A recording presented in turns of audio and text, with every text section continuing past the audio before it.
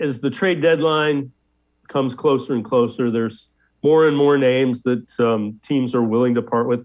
Is there anybody we should listen out to, or is it still the Leverts and those kind of names? Are they the same names, just kind of waiting for the correct deal to be presented?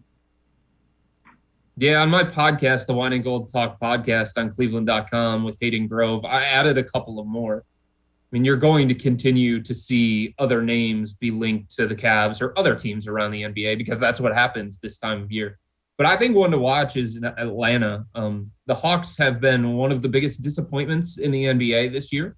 They've got some decisions to make when it comes to high salary players. And I think Bogdan Bogdanovic is a name that would be really, really interesting from the Cavs' perspective. He's another one of those guys between the $15 and $20 million range that would fit with Ricky Rubio's expiring contract.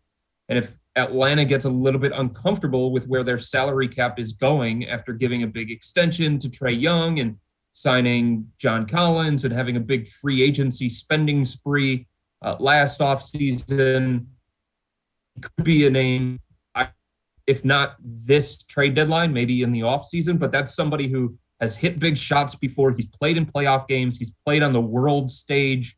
So I don't think he would be rattled by the bright lights of the postseason. He can play with the ball. He can play without the ball. He's a good outside shooter. That's somebody to keep in mind. And I think Luke Kennard of the Los Angeles Clippers is another name to keep in mind too.